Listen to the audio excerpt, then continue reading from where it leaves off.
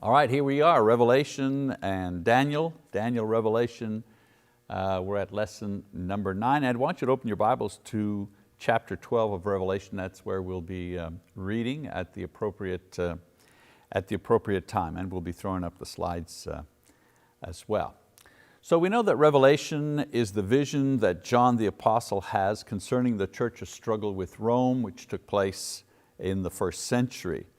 The theme of the book is the revelation of Christ, a more perfect vision in His glorified state. The idea is that the Gospels give us a vision of Christ in His humbled state. In other words, He's a man, He has to eat, He's hungry, He gets tired, even is frustrated by the disbelief of His followers at times.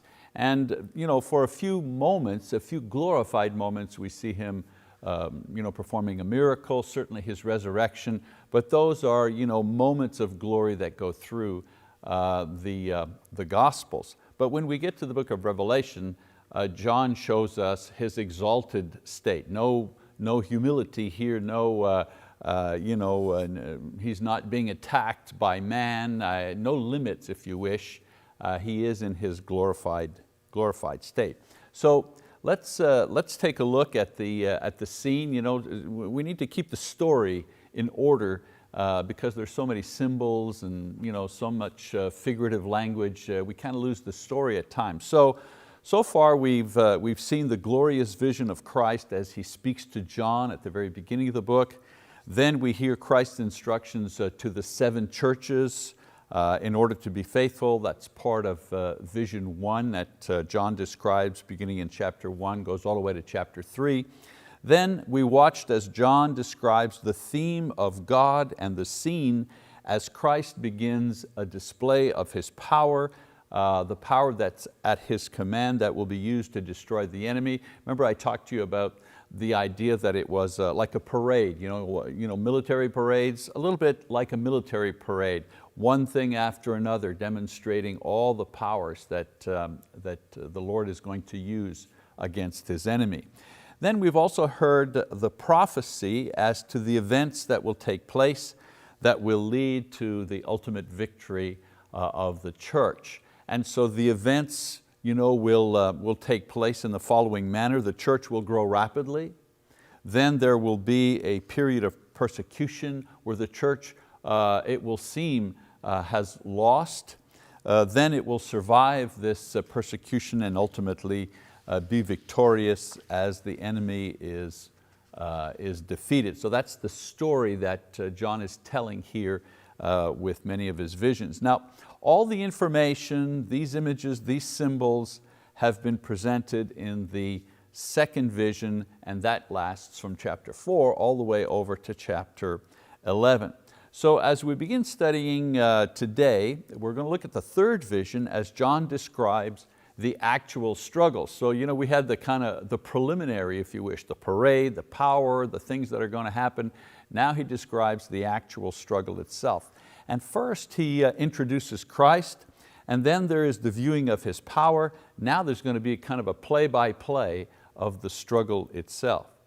Now we need to remember that when John is writing this particular book, the persecution by Rome has already begun. I mean, it's not something that's happening in the future, it's something that they're actually experiencing in the now.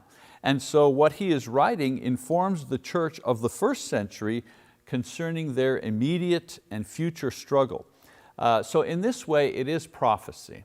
Sometimes people talk about Revelation in the sense that it's all prophecy. It's only about the future, the end of the world. But there is some reference, if you will, to the things that will take place at the end of the world. But as far as John is concerned and the people in the first century, these things were happening now, and the prophecy contained in the book simply referred to something that would happen in the not too distant future, the ultimate destruction of the Roman Empire. And even though it only happened a few hundred years after John was writing, it was still a major prophecy. And that's what I'm trying to get across in this lesson, that yes, it's prophecy, but it's prophecy concerning the immediate struggle that they were experiencing at that time, and how it would end in the near future.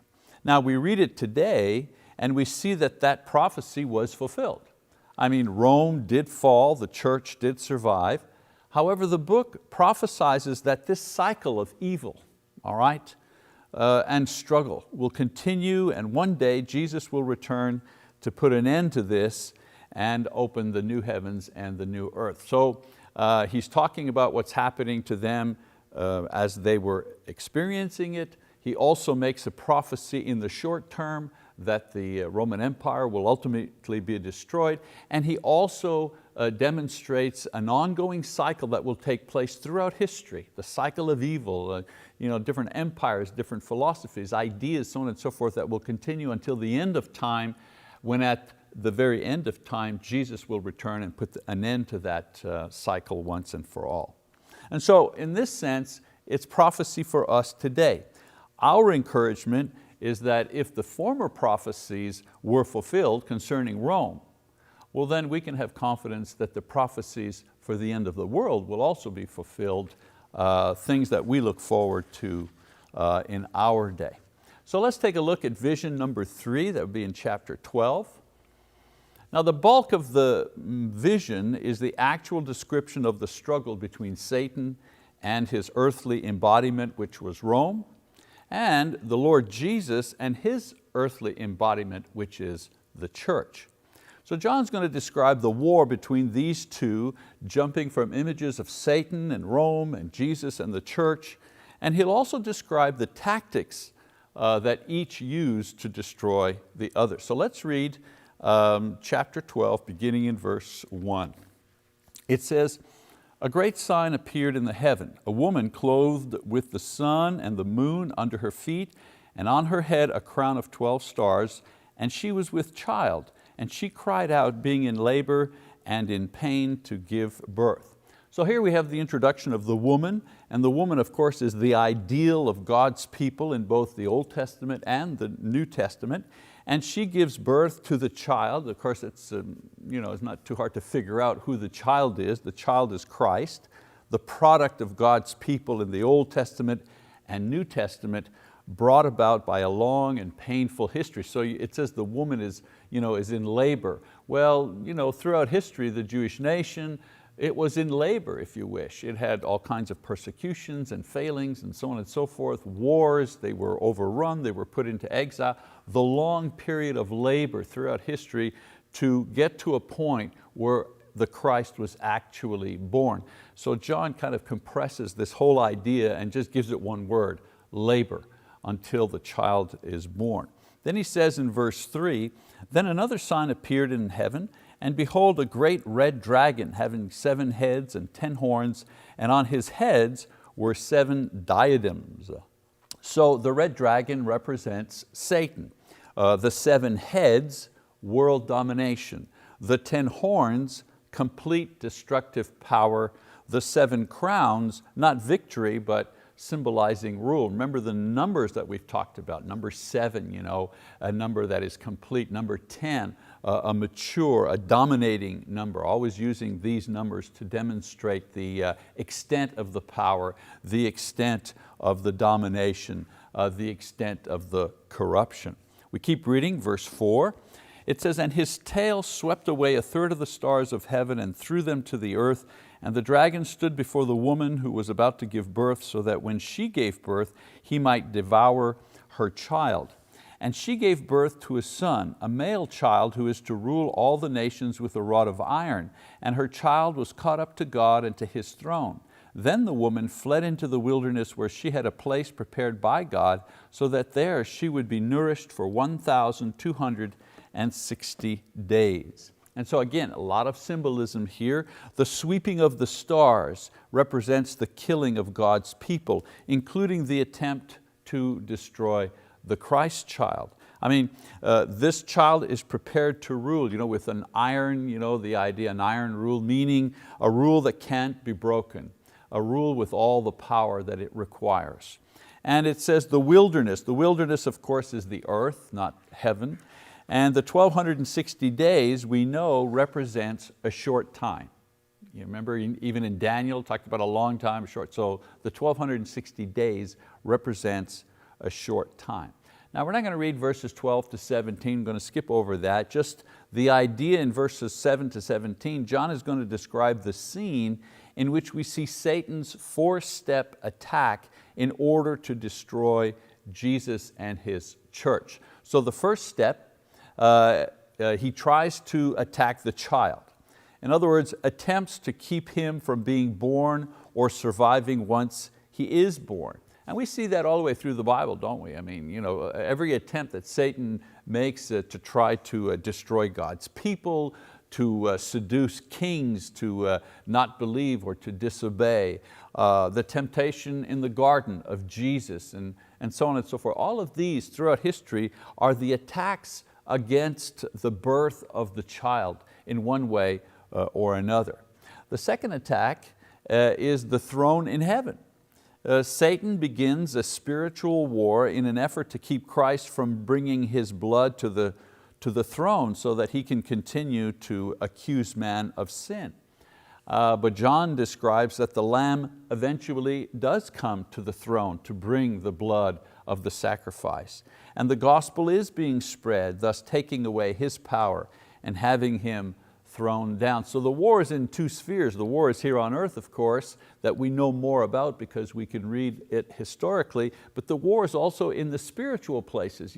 Paul talks about that in Ephesians, that our battle is not flesh and blood, but our battle is against the spirits and the dominions and the powers and the rulers that live in the spiritual world. So here, John, through his vision, gives us an idea about the battle that is taking place there. And the essence of the battle is Satan's attempt to stop either the sacrifice or Christ being born or making a sacrifice, or to stop in heaven him from bringing the sacrifice to the throne of God.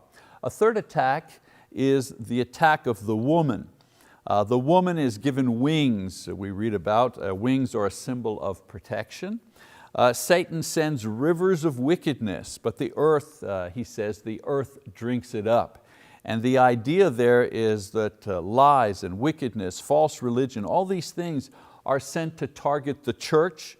The woman represents the church also. But she resists these. She remains faithful. But the world, meaning non-believers, they drink in the things to their own destruction. The woman symbolically gives birth to Christians and is afforded protection. The woman is at the same time spiritual Israel, or God's people throughout history. So that symbol of the woman pertains to many different facets of God's people throughout history, but always the same idea, God's people. Satan sending things to attack God's people. And God's people, if they're faithful, they resist these things. But those who are unbelievers, they fall victim to these type of attacks. And so an attack against God's people to stop them from multiplying. And one of the attacks that the church was experiencing at that time was the persecution by Rome. Remember, Rome was trying to destroy the church. Okay?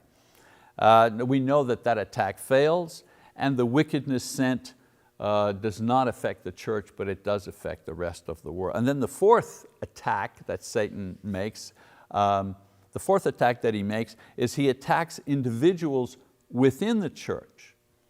Now, in this he is successful because individuals have free choice.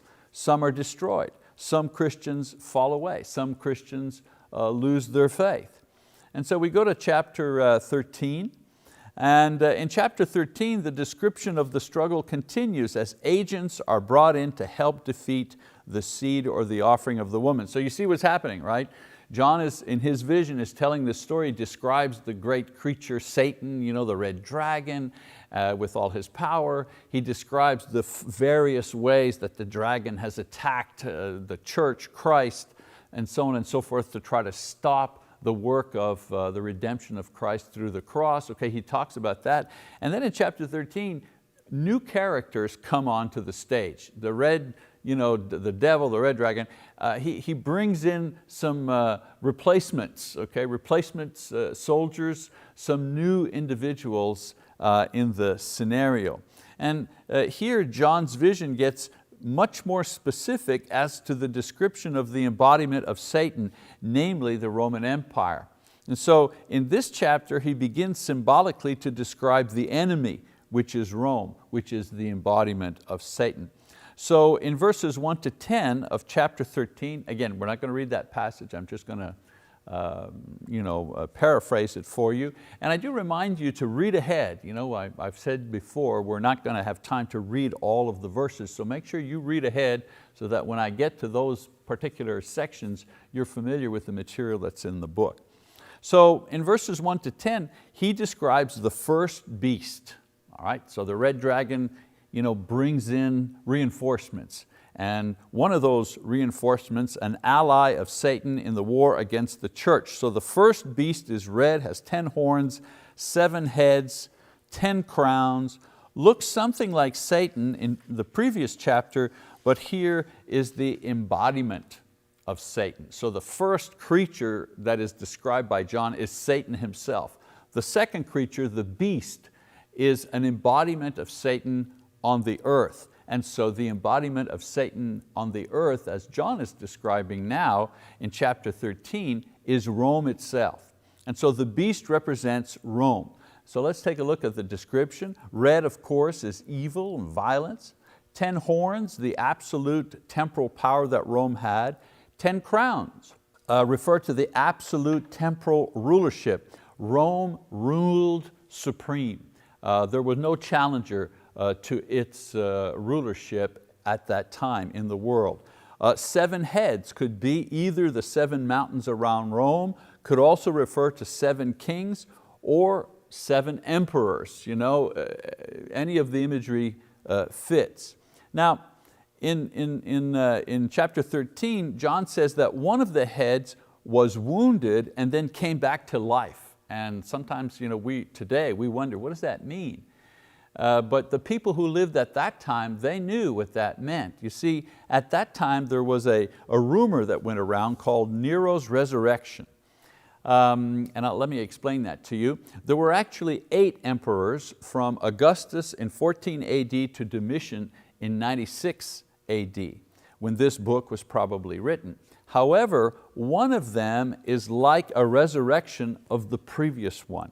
As I said, there was a rumor in Rome that Nero would resurrect and come back, and when future persecutions began after Nero's death, it was said that it was Nero's spirit dwelling and guiding the present emperor in the persecution. Thus, 7 real emperors and 1 in the spirit of a past emperor. And so today, we have to get that, we have to kind of understand that, read between the lines, so to speak. But in the first century, they were familiar with the idea. They got it. They understood what John was referring to. So now, if we continue the action, the dragon gives rulership over to this first beast, okay, who has existing power at the writing of the book. So this beast resembles a composite of the 4 beasts in Daniel, and John shows it to be a terrible beast, just like Daniel's 4th beast. Remember all the 4 beasts that Daniel talked about? Remember I said it was important that we understood what that represented? Well, here we see a kind of a mirror image of that in the book of Revelation. Again, don't get lost now in don't get lost in all the symbols.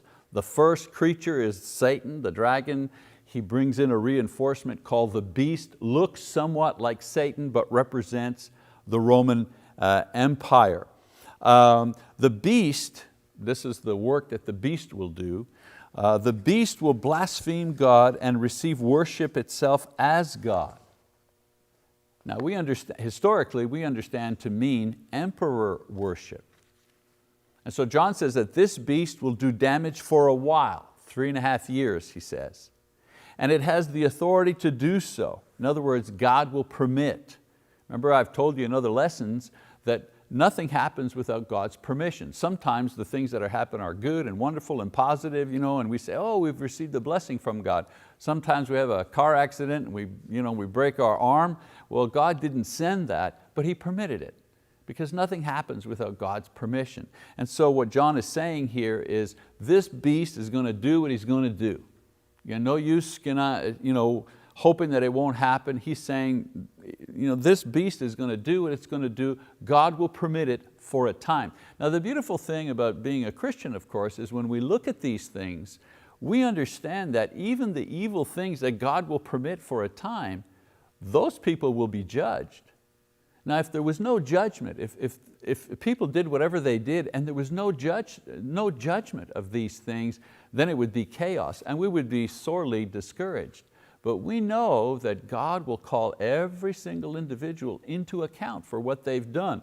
That goes from the simplest individual who has a small life and a family and does his life quietly to the greatest king or president that ever lived. Everybody will be judged. So John is saying, this beast is going to do a lot of damage for a time. God permits it, but there's going to be a judgment. Okay? So the point is that there's no use resisting or losing hope. The beast will do its damage, but only for a short while. All right, so verses 11 to 18, John is going to introduce a second character or agent of Satan. Now is called forth another recruit, and this one is called the false prophet. Okay? Now the purpose of the false prophet is to influence the people to give worship to the first beast. Okay? And so the description, this false prophet has horns like a lamb and speaks like a dragon. And so the lamb, the idea of the lamb represents religion, the idea of dragon represents evil. And so if you combine religion and the dragon, what you have is false religion. Okay? So he tries to influence worship of the beast. In other words, the false prophet uses a variety of tactics to get the people to worship not the devil now, not the first creature, but the beast, all right? So he uses three different methods that John will describe here. First, magic and sorcery, to seduce the people into thinking that the beast has some power, so on and so forth. Secondly, economic sanctions, the mark of the beast. Those who worshiped received a certain identification mark that allowed them to trade. And that's a very historical idea. Today, if you want to build a shed in the back of your house or an extension, you have to go to City Hall, you have to get a permit, so on and so forth. And that's normal. That's how the government raises tax money and maintains a certain amount of continuity, if you wish, in the building code. But in those days, you had to have a seal to do anything, to trade money, to have a business, to do any type of bartering, trading, business, anything at all. You had to have the imperial seal, and that was based on your faithful attendance to emperor worship. You had to buy into emperor worship in order to get the seal, and I'll talk about that in a second. And then so the third tactic was threats of violence. Those who refused the emperor worship were put to death.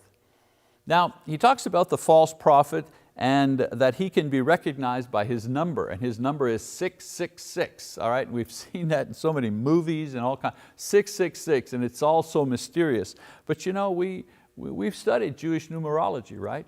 And we know that the number 6 represents incompleteness, something that is not complete. Number 7 represents something that is complete. Number 6 is something that is incomplete. So if you have 6 and 6 and 6, 3 6s in a row, you're talking about something that is woefully incomplete and that will never be complete, all right? A total imperfection. That's what number 666. Another interesting thing is that the Jews had a way of equating numbers to the alphabet. And the number 666 is the numerical equivalent to the word Nero Caesar. And so John used this kind of riddle for his Jewish and Greek Christian audience. They understood who 666 was. It was referring to Nero, the false prophet, the emperor worship, if you wish. So the false prophet also corresponds historically to what were called the Asiarchs.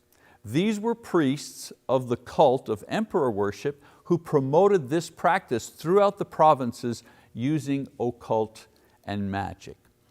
So far in this vision, John has described the following things, okay? So we need to regroup and summarize here. All right, number one, he describes God's power in defeating the enemy. Number two, he describes the battle itself and the enemy itself. We see the child is born. He's attacked by Satan in a variety of ways. He's taken to heaven. We see the blood of Christ is operational and the persecution of the church begins, will only last 3.5 years, which means a short time. We see that Satan is cast out of heaven and begins to use two beasts to persecute the seed, which is the offspring or Christians themselves. And then we see that these will be, or there will be rather, a period of intense persecution. And so the next chapter, or in the next chapter, John is going to describe the defeat and the judgment of the beasts and Satan. So we go to chapter 14, all right? So now in chapter 14 is the announcement of the final judgment, and it's divided into 3 sections. Now the final judgment, right? I mean, we've had the play-by-play of the war. It's not some big long, they did this, they did that. It's just a short description of what takes place, the attack of the church, some of the methodologies used to attack the church, and the characters that Satan is using in that attack. And John goes directly to the judgment now, and he shows the judgment in 3 sections, the 144,000, the 3 angels, and the 2 sickles. You know what a sickle is, that very ancient device to harvest. All right? So we've seen the action of Satan's attack, we've seen his forces, now the judgment on him, and these will be pronounced. In other words, we see God's counterattack. And so let's read chapter 14, briefly we'll read verse 1 to 5. It says, then I looked, and behold, the Lamb was standing on Mount Zion, and with him 144,000, having his name and the name of his Father written on their foreheads. And I heard a voice from heaven like the sound of many waters, and like the sound of loud thunder. And the voice which I heard was like the sound of harpists playing on their harps. And they sang a new song before the throne and before the 4 living creatures and the elders. And no one could learn the song except the 144,000 who had been purchased from the earth. These are the ones who have not been defiled with women, for they have kept themselves chaste. These are the ones who follow the Lamb wherever He goes. These have been purchased from among men as first fruits to God and to the Lamb. And no lie was found in their mouth. They are blameless. And so we've already discussed the 144,000 and the significance of the 144,000. The 144,000, that perfect number of those with whom God deals with, basically is what it means. The ones that He has sealed, the ones that He has protected, the ones that He has counted, the ones that He has measured, are now shown to have survived the persecution and the attacks of Satan. Remember, in the Bible, the writers a lot of times describe the same thing in many different ways. So who are the sealed? Who are the measured ones? Who are the protected ones? Who are the 144,000? Who are the saints? Well, we're always talking about the same people. We're talking about Christians. We're talking about God's people. So it's true for the first century, as well as every subsequent attack and persecution, including death itself. God protects His own in one way or another, depending on the, not depending, but in various situations throughout history. So those who are God's in Christ will be saved. So who are the 144,000? Well, they're the saved. That's who they are. They're the saved. They were the saved then, and they're the saved now, today. And in the future, the 144,000 will always be the saved. And so in verses 6 to 13, 3 angels appear. So the judgment, remember I said the judgment is being pronounced? Well, the first aspect of the judgment is there are some who are saved, and obviously some who are going to be lost. So who are the saved? Well, they're 144,000. He could have said they're the saints. He could have said they're the sealed. He could have said there are those that I've measured and kept. He could have said it in a lot of different ways, but he calls them the 144,000. That's us, we're the 144,000. So the judgment is, some are saved, the ones God has saved. Therefore, it doesn't say it, but therefore some are lost. Second judgment, the 3 angels. The first angel brings the gospel and signifies judgment is at hand. It's coming. God is going to judge. The second angel announces the fall of Babylon. Babylon, remember I said? Some things are described in a variety of ways. Well, this time Babylon is the word used to describe Rome. We know that Babylon was the center for wickedness and idolatry and a world power in the ancient days, hundreds of years before Rome. Now Rome is that world power, wicked and full of idolatry and persecution for the church. And so John calls Rome Babylon. So the second angel says the judgment is at hand. Third angel announces the destruction of those who partake of the beast. Who are they? Well, they're not 144,000. Who are they? Well, they're Rome and the followers of Rome. He talks about drinking the wine of wrath. Well, what do you think that could be? Well, judgment. The outcome of following those who are evil. So he contrasts between those who receive the mark of the beast, all right, who accept and embrace Rome, and he compares those who have received the sealing of the Spirit, the 144,000. One of them is going to suffer judgment and then torment and suffering. The other have been persecuted but will now have joy and rest. All right, verses 14 to 20. The third image, the image of the two sickles. All right? This is the image of judgment after the destruction of the beast and its followers. Jesus judges first, and His judgment is to reap the harvest of His followers who will be with Him. And who do you think they are? Well, they're the 144,000. We always go back to that same group that's been described in a variety of ways.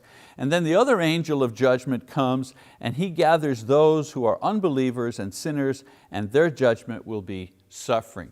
Have we ever seen an image of judgment any different than this anywhere throughout the Bible? I mean, even though the imagery is mysterious and it's heavenly and so on and so forth, every image of judgment is always the same. Those who follow God or Christ, they're saved, they're described in a variety of ways, but their outcome is always the same: joy, peace, love, eternal life. And those who didn't believe, those who were wicked, well, their end is what? Well, it's judgment and suffering. So it's no different here. So the beast is destroyed, the followers are punished, the earth is judged with good rewarded and evil rejected and punished. All right. So John describes the battle between Satan and his forces and Jesus and His church. In chapter 14, the final destruction and judgment is described. So in the following chapters, John is going to digress, and he's going to give more detail concerning the destruction of Rome and the final dealing that God will have with Satan himself, who started all of this. You ever watch those movies? The girl is trapped and she's tied up somewhere, and the hero, he's coming to save his beloved, right? And he's fighting guys, the guards at the door, he dispatches them with 2, 3 swipes of the sword, and then he beats up the guy who's on the inside. He keeps fighting his way through the crowd, and the war is going on, people fighting all around him. We know what's going to happen. How many times have we seen that movie? And he finally gets to the chamber where his beloved is tied up, and then the main bad guy is there, and that's the climactic battle. And we say, wow, where did they get the idea for this? Well, for a lot of it, they got it right here, because that's exactly what John is describing. The battles going back and forth, and the small fry, the small bad guys are being dispatched and judged, and then at the end, the hero and the villain, the climactic scene. Well, that's exactly what's going to happen here. The beast is judged, the false prophet is judged, the followers, the small fry, they'll be judged. So now there's only one guy left, that's Satan. And there's only one guy left on the other side, and that's Christ. And so we get the final battle between the two top guys. And John is going to describe that himself in the next couple of chapters. So you hang on for that. As I've said to you before, make sure you read ahead so that we can kind of go through the material without having to read every chapter. So that's it for now. We'll see you next time as we study Daniel Revelation for beginners.